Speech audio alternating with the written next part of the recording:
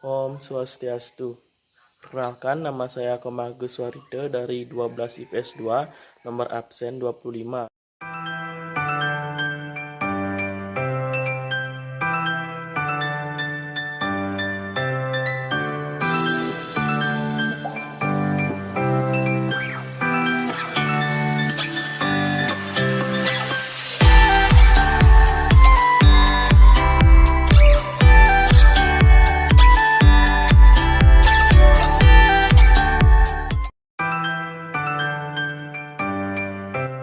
Halo teman-teman, Assalamualaikum warahmatullahi wabarakatuh.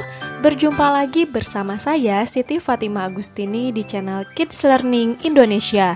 Di video kali ini kita akan belajar materi IPS yaitu mengenai globalisasi.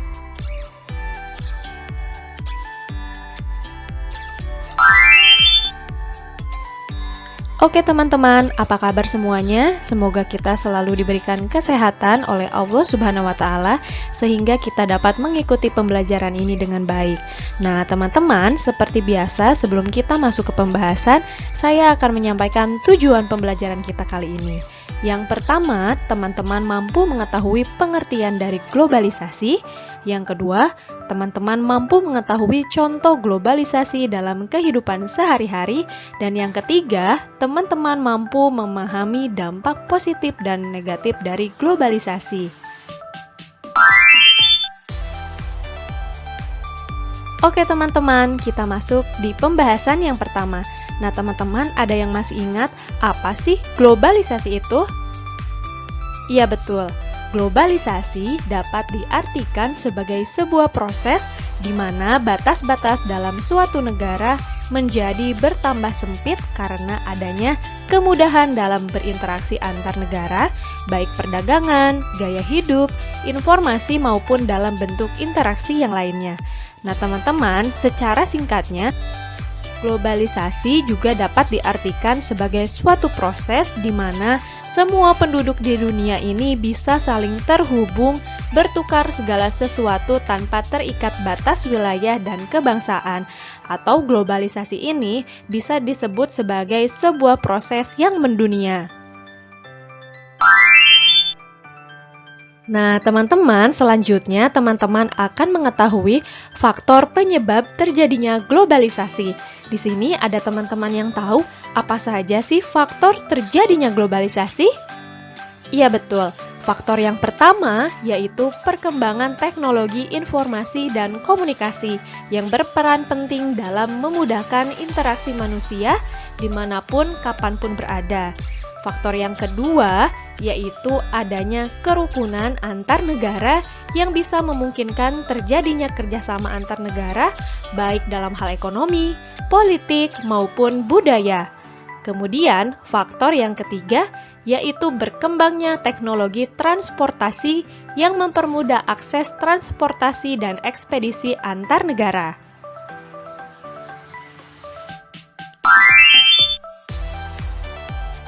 Oke teman-teman, di sini ada yang tahu nggak sih contoh globalisasi dalam kehidupan sehari-hari itu apa aja? Iya betul. Nah, berikut ini akan dijelaskan beberapa contoh globalisasi dalam kehidupan sehari-hari. Contoh yang pertama, yaitu banyaknya produk asing beredar di Indonesia, mulai dari busana, alat elektronik, hingga makanan. Contoh yang kedua, banyak pasar swalayan atau supermarket menggantikan pasar tradisional. Yang ketiga, pergantian tenaga manusia dengan tenaga mesin, misalnya buruh-buruh pabrik telah digantikan oleh mesin-mesin yang lebih efisien. Yang keempat, jual beli online terus berkembang sehingga jual beli tidak hanya dilakukan di pasar. Yang kelima, meningkatnya penggunaan gadget karena gadget mampu menawarkan berbagai fitur yang membuat segala hal lebih efektif dan efisien. Yang keenam, teknologi terbaru bisa diakses semua orang seperti video call, email, sosial media, bukan lagi hal asing bagi masyarakat Indonesia. Contoh yang ketujuh yaitu banyak tenaga ahli dalam dunia kerja Indonesia. Contoh yang kedelapan, terjadinya pertukaran budaya internasional seperti K-pop dan budaya hip-hop dari barat. Contoh yang kesembilan, peran wanita yang mulai sejajar dengan pria sehingga wanita bisa bekerja di setiap bidang yang dikerjakan oleh pria. Contoh yang ke-10 yaitu persebaran informasi yang sangat cepat sehingga banyak sekali hal kecil yang bisa merajalela atau viral di dunia maya.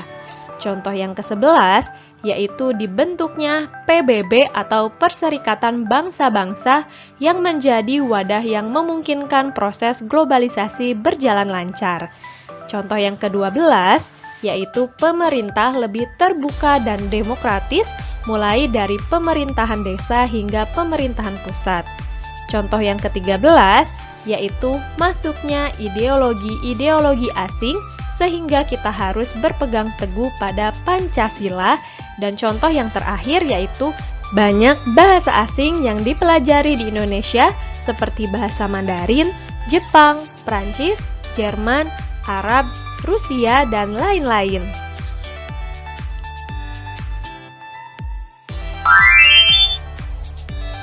Nah, teman-teman, tadi teman-teman telah mengetahui beberapa contoh globalisasi dalam kehidupan sehari-hari. Selanjutnya, teman-teman akan mengetahui beberapa contoh produk perdagangan yang ada di era globalisasi. Berikut adalah contohnya. Nah, bisa teman-teman lihat sendiri di gambar, contoh produk perdagangan di era globalisasi yang pertama yaitu ada batik dari Indonesia, kemudian ada karpet dari Turki, selanjutnya ada boneka dari Tiongkok, ada mobil dari Jepang, ada jam tangan dari Swiss, dan ada susu dari Selandia Baru.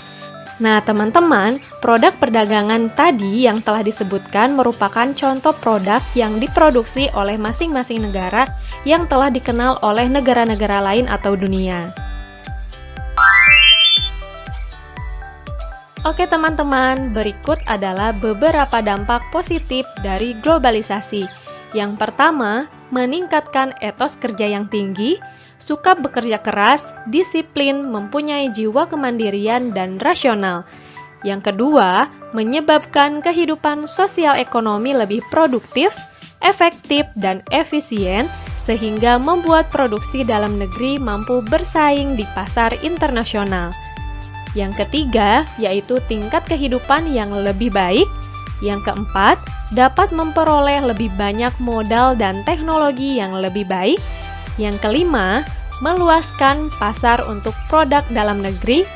Yang keenam, kemajuan di bidang teknologi, komunikasi, informasi, dan transportasi yang memudahkan kehidupan manusia. Yang ketujuh, mobilitas tinggi. Yang kedelapan, informasi dan ilmu pengetahuan menjadi mudah didapat. Yang kesembilan, berkembangnya industri pariwisata yang mampu menambah devisa. Dan yang kesepuluh, meningkatkan pembangunan.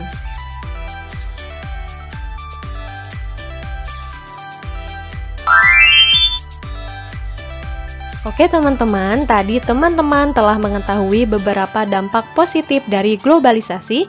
Selanjutnya, teman-teman akan mengetahui beberapa dampak negatif dari globalisasi. Berikut penjelasannya. Dampak yang pertama yaitu masuknya nilai-nilai bangsa barat yang banyak ditiru oleh masyarakat Indonesia. Kemudian yang kedua, lunturnya semangat gotong royong, solidaritas, kepedulian, dan kesetiakawanan sosial. Yang ketiga, maraknya penyelundupan barang ke Indonesia. Yang keempat, kondisi industri dalam negeri sulit berkembang karena serangan perusahaan asing. Yang kelima, terjadi kerusakan lingkungan dan polusi limbah industri. Yang keenam, orang menjadi lebih individualistis. Yang ketujuh, adanya sikap lebih mementingkan kehidupan duniawi dan mengabaikan nilai-nilai moral atau agama. Yang kedelapan, timbulnya sikap bergaya hidup mewah.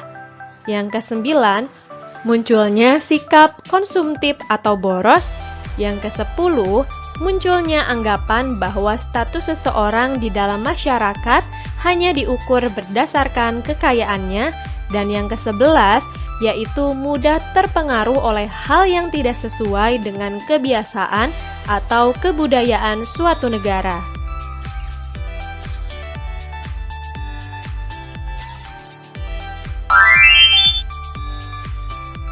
Oke teman-teman, dari pembahasan tadi, jadi dapat kita simpulkan bahwa globalisasi memberikan banyak dampak positif dan negatif bagi kehidupan manusia. Sebagai manusia yang disiplin, kita harus memikirkan dampak globalisasi ke depannya untuk masa depan kita. Dan kita juga harus bisa memilah dampak yang harus dibuang dan dampak yang harus diambil dari globalisasi itu. Oke?